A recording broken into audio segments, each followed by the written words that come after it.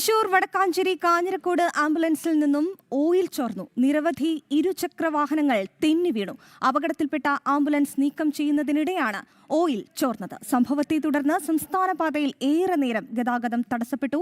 ഈ വാർത്തയുടെ വിവരങ്ങളുമായി സാനു കെ സജീവാണ് ചേരുന്നത്. സാനു, ഇത് വലിയൊരു അപകടം ഉണ്ടാക്കി എന്ന് മനസ്സിലാക്കാൻ കഴിയുന്നു. അതായത് ഈ ആംബുലൻസ് ആദ്യം അപകടത്തിൽപ്പെടുന്നു, തുടർന്ന് ഓയിൽ ചോർച്ചയുണ്ടാകുന്നു, പിന്നാലെ വന്ന വാഹനങ്ങൾ തെന്നുന്നു. ഇതാണല്ലോ സംഭവിച്ചത്. അപ്പോൾ എങ്ങനെയാണ് ഈ ആംബുലൻസ് അപകടത്തിൽപ്പെടുന്ന ഒരു സാഹചര്യം ഉണ്ടായത്? അതേസമയം ഈ ആംബുലൻസിൽ രോഗി ഉണ്ടായിരുന്നു. പറയൂ. വടക്കഞ്ചേരി കുന്നംകുളം സംസ്ഥാന പാതയിലാണ് കാഞ്ഞിരക്കോട് എന്ന് പറയുന്ന ഒരു പ്രദേശമുണ്ട്.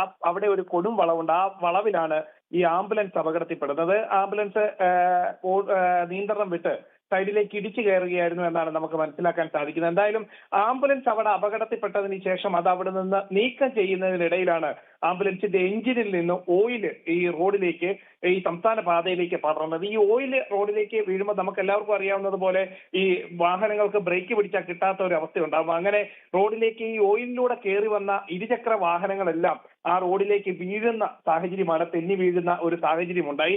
അത്തരത്തിൽ അപകടത്തിൽപ്പെട്ട് നിരവധി ആളുകൾക്ക് നിസാര പരിക്കേറ്റു. കാരണം നിരവധി ഇരുചക്ര വാഹനങ്ങൾ ഇതിന് മുകളിൽ കയറി അവിടുന്ന് സ്റ്റിപ്പായി വീഴുന്ന ഒരു സാഹചര്യമാണ് ഉണ്ടായത്.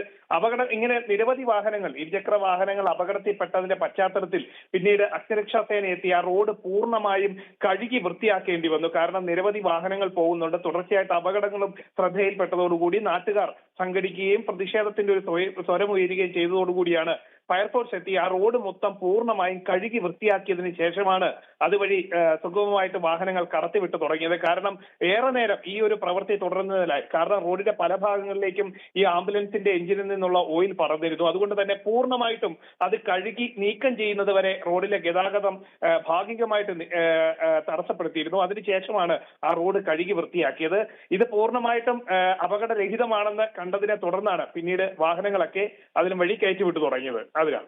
ശരി, സാനു കെ സജീവാണ് വിവരങ്ങൾ പങ്കുവച്ചത്.